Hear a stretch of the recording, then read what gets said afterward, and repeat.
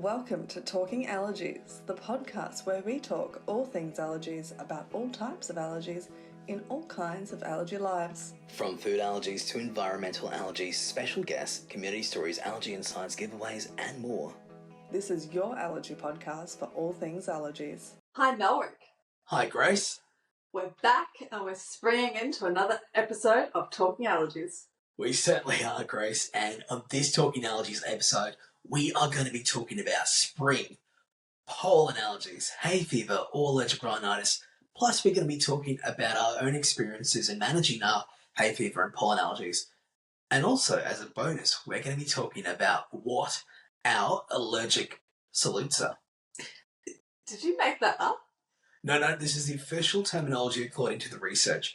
It is called an allergic salute, and if you have pollen allergies or hay fever, at some point in your life, you may have, I can't promise you have, but you may have done an allergic salute. But stay tuned, we will talk about that later. So, Grace, I hope you've prepared your allergic salute for later. All right, well, I'll have to learn it and then I'll prepare it. There's no learning. It's a very natural thing. All right, fair enough. But before we get on any further with this episode, Malrick, can you tell me what pollen and what a pollen allergy is? Definitely, Grace. So firstly with pollen, and pollen is a fine, powdery substance that is typically yellow. It consists of microscopic grains discharged from the male part of a flower or from a male cone on the plant. A pollen allergy occurs when there is an immune response to pollen from grasses, weeds, or trees. And a pollen allergy commonly triggers hay fever or allergic rhinitis. Pollen allergies may also aggravate asthma, including thunderstorm asthma, a type of asthma triggered by pollen. A pollen allergy can also have increased symptoms based on the type of pollen people are allergic to, and also depending on where you live. And we both have pollen allergies, Grace, of course, but even though we have some similar symptoms, we also have quite different ones too. Yeah, exactly. But even I can have different reactions to pollen depending on the time of year, what I'm doing, whereabouts in Australia I am, because my reactions can depend. But that's all just in one body. How about you, Melrick? Yeah, look, for me, I end up having to manage multiple allergies with my pollen allergies. So I have like a pollen allergy reaction, and I'm also going to have a dust mite reaction, and also having a pet animal reaction. I think sometimes the pollen ends up on the pet, and it's a little bit of a mix of different allergens. But yeah, it can be quite different for everybody. So interested to learn more about our tips that we're going to talk about later as well regarding that. Now, Grace, we both mentioned hay fever or allergic rhinitis before. What is that? It is quite commonly connected to pollen allergies. So, what is hay fever? Yeah, so hay fever or allergic rhinitis is an allergic reaction that occurs when your nose or eyes come in contact with a substance you are allergic to, such as dust mites, insect dander, animal dander, mold, and of course what we're talking about today, which is pollen, which is why it was so interesting that you were bringing up different allergens that actually cause your hay fever reactions, because it can. So some symptoms of hay fever or allergic rhinitis may be characterised by an itchy nose, a runny nose, sneezing, watery and itchy eyes, a blocked or congested nose, a postnasal drip. So that is the dripping of the mucus from the back of the nose down the throat, and snoring. So it can also lead to other complications as well, such as daytime tiredness, sleep disturbances, headache, and most commonly that I get, which is sinusitis. It's a big list over there, Grace, and thank you for sharing that. Really good to learn about that. And I've got something as well for you. I don't know if you know this, but even though it's called hay fever, it doesn't actually result in a fever. Isn't it so interesting? Wait. You knew that already? Well, yes, I do talk about this a lot, so I may have already known. But isn't it interesting how a term can get such popularity? So if someone's experiencing allergic rhinitis and go, oh, well, I'm just getting hay fever or I'm getting hay fever, that goes and everyone then just spreads the word about hay fever, but they don't actually get a fever. Why are we talking about this during spring, Grace? Well, so a pollen allergy is an environmental allergy, and it can occur a year round. So with pollen in spring in particular, it can have a higher occurrence in plants or trees that will produce it during spring. So the trees pollinate usually in late winter, early spring. So we're talking September, October and November. And the grasses and weeds can also pollinate during these times. So it's always important to be readied and prepared for a pollen allergy. Yeah, look, I mean, grasses, weeds and trees, like those different types of pollen that are sort of all around. And, when you do your testing, you usually find out what they are. I found out I'm still not very good at identifying some of the trees and grasses, but, you can find apps and things when you get there. I remember when I went on this little walk, I had a printout and I was sort of looking at the photos, still not very good at it, but, you try. I mean, the main thing is, of course, you've got to find ways to manage it. I think that's part of how I deal with it. Works really well for me. I've got my own sort of things that I do. But before I go into it, Grace, you also have pollen allergies. What are some of the things you do to manage your pollen allergies that really work for you? Yeah, so I actually do a few things, and I've done a few things in my life. So with the allergist, I got desensitization when I was a teenager, so I actually had injections in my arm to desensitize me to dust mites, grasses, tree pollens, a whole range of different things that were in that. And I also had a naturopath as well that I was working with, along with the allergist, that put me onto nasal irrigation, so my own 𝘥𝘠𝘦𝘥, and I find that it helps really well. So I use it in my nose and it flushes out from one side of the nose to the other. So it's really interesting when you have a look at it, and it was an interesting learning curve for me, but that's one of the things I do. I also wash my bedding in over 60 degrees to make sure that it's all removed from the bedding. And there's quite a lot of other things, like carrying my medications with me and making sure that I've got my antihistamines, my asthma puffers, a whole range of different things that I've got ready for me to use. I need to ask you this. Are you putting a hose up your nose? It's not a hose. So some of them are like a plastic netty pot, they call it. But because mine is really old, it was actually a ceramic pot. So it's a pot with a hose. It's got attachment. a nose attachment on it. So it's a pot with a nose attachment, and then it goes inside your nose, and then the water goes from one side of your nose all the way through the nasal cavity and outside the other side. It's like a magic trick. I guess this is not something you share with your friends. Well, whenever they've asked about what the weird ceramic pot is in the bathroom, I've always told them. But when the naturopath who worked with the allergist actually brought it up to me, it was a really big learning curve.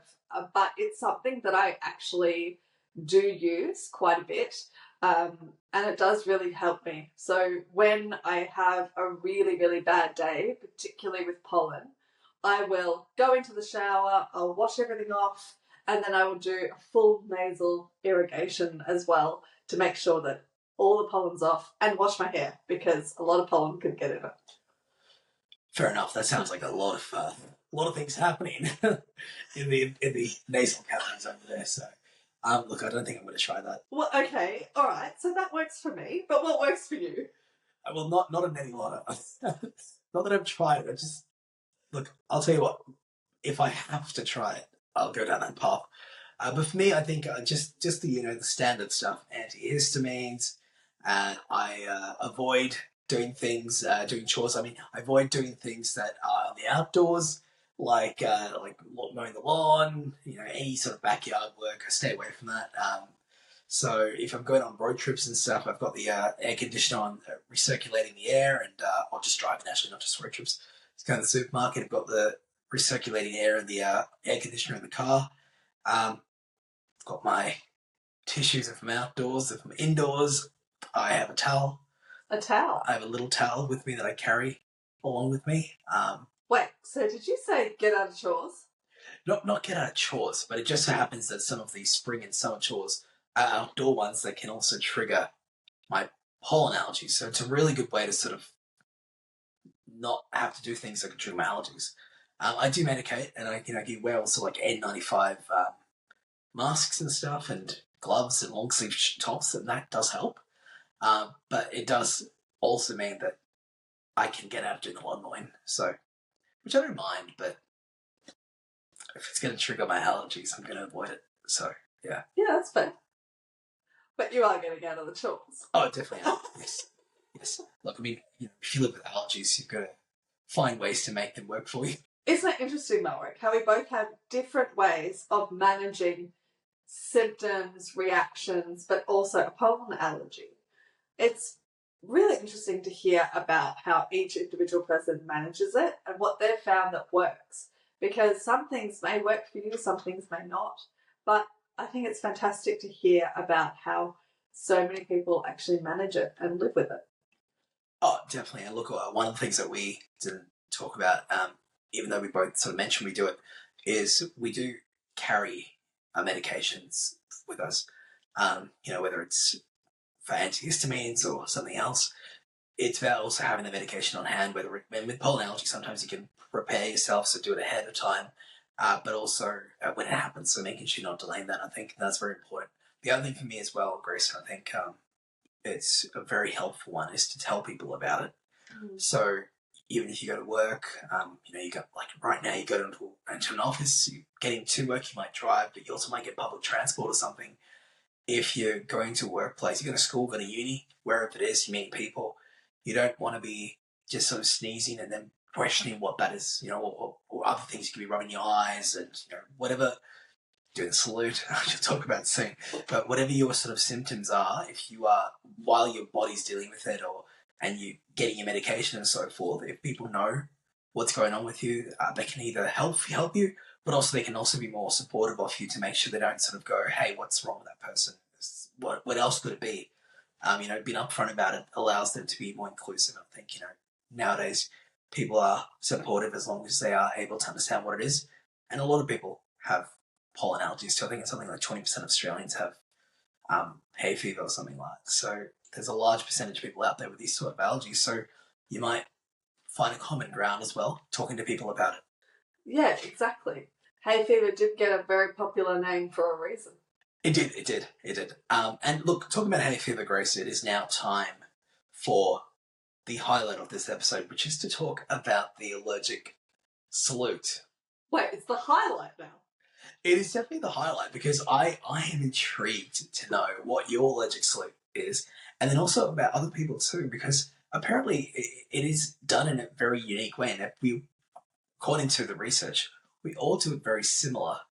So, so what is an allergic salute first? Yeah, I need to know this, because I don't know. So it is, definition-wise, a gesture where someone rubs their nose with their hands in an upward motion to relieve itching or to open their nasal airways. So now I couldn't remember what my allergic salute was. And then about a couple of hours before we filmed this episode, Grace, I actually had an allergic reaction, and then I was doing it without realising it. And then I went, oh, because I initially thought I did it like this. Mm. And that's not really much it's more for face palm. So I've got my palm towards my face. And then I was just sort of going with my sort of hand sideways and over my nose, and I just sort of rubbing my nose going, and I'm like, oh, wait a second. I'm doing the allergic salute. I didn't realise I was doing it at all. And that's what it is. So, but apparently some people do it like this, like so when they put their arms sort of flat and outwards, or they also do it with their palms sort of flat and inwards. But apparently most people actually get the bottom of their palm on their nose, and then they sort of rub it in a upwards motion. I think I do mine a bit differently to that, though. How do you do yours? Is that an allergic salute? Like that? Or is that not an allergic salute? I feel like you're doing more of a nose wipe. So, yeah, that's how I do it. Yeah, but it is technically, by definition, it is an allergic salute. Because, do you know what's funny, though? What? In spring through summer, because my allergies run from spring to summer, I actually get a crease on this side of my nose from doing that motion. That is part of the allergic salute. Is it? Yeah. But now, and yeah, this is the most important part. So if you're at home or wherever you are and you're listening to this episode and watching, you're tuning in, including us, according to research, the people that do the allergic salutes most commonly are kids. Wait, so we're just big kids. Is that what it is? Just big kids. If you're an adult listening in and you're like, oh yeah, I do an allergic salute, you're just a big kid. We are just all big kids. Yeah, and if you're a little kid out there listening in or with your mum and dad and whatnot, and you're going, I do that, it's okay. We all do. I've heard a lot about this salute. But in terms of managing hay fever or allergic rhinitis daily, is there any other tips that are outside of our ones that you would have? When it comes to allergies, all allergies in general, we always like to sort of say carry show and tell. Carry that emergency medication with you so you can use it when you need to. Also carry your allergy alerts, like we're talking, bracelets, jewelry, allergy cards and so forth, and show and tell people about it. When it comes to pollen allergies, especially telling people about it is very important. And that includes in social situations, like spring and summer, people are always wanting to do outdoor things. But if you've got a pollen allergy, you're probably not wanting to go outdoors as much. You might want to avoid parks. Like I try and avoid parks, for example, if I can. So you might just have to be upfront about it. And they'll be understanding. They'll ask you some questions, I'm sure, but they'll be understanding of it. So just try and be upfront about it. And if they can't make it easier for you, then at least you don't want to be in that situation where you get there and you've got to awkwardly sort of like walk away. But yeah, in the end, that's probably one of the good things to do. Just tell people about it. How about you, Grace? So one thing that I didn't mention before, but is a really good one, is using a HEPA purifier at home. So if you've got around a HEPA purifier that actually cleans the air and pulls it through and removes some of the particles from the air, that can be really good because you're not breathing it in. There's even things that HEPA filters can have, not just in purifiers, but it could be in vacuums and a whole range of different things. It's not a brand, it's just a type of filter. There's a lot of things you can do to manage your pollen allergies, your spring allergies, hay fever, and effectively find out what works best for you. Get that advice from a healthcare provider, of course. Speak to your friends, see what you can do. Whatever helps you manage it, but also allows you to continue doing things, because you don't want to let it sort of interrupt things if you can manage it and help. But if it does interrupt things as well, know that that's okay, right? With allergies, sometimes we can't control it. You might do everything you try to prevent it from happening and it still might happen. That's allergies. That's the allergy life. And, do what you can. You're not alone. There's a lot of us with pollen allergies out there. We'll all salute you back. But we won't shake your hand. No. That is a bit yucky. No, definitely. But yeah, look, wonderful episode. And Grace, there was one thing that you told me at the start of the episode. I don't know if you want to still tell people about this, but you apparently found out how the word hay fever came about. And we've talked about hay fever a lot, but there's some history with this word. Yeah, it's actually a really interesting and cool story, Ulrich. So hay fever is actually a term that comes from a doctor that actually experienced it first. So Dr. John Bostock experienced hay fever, and he believed that it was because of the smell of freshly cut hay, because that's how he experienced hay fever. So he actually wrote down all of the information around what he was experiencing and why he was experiencing it. Just like you, he also experiences reactions from hay. But that term actually gained popularity, and it wasn't until 1959 that a British scientist who also has hay fever or allergic rhinitis had a really strong reaction to a bouquet of flowers, of blue grass, so it has little flowers on it. He carried out a careful experience and discovered that pollen, not hay, was the trigger for his reaction. So it's really interesting that people that are experiencing reactions and experiencing these things are actually documenting it and then finding out what it was, what caused it. And that actually led to information and started what we know now. We know so much more now, but we know that it causes pollen and the reactions and how we're managing it.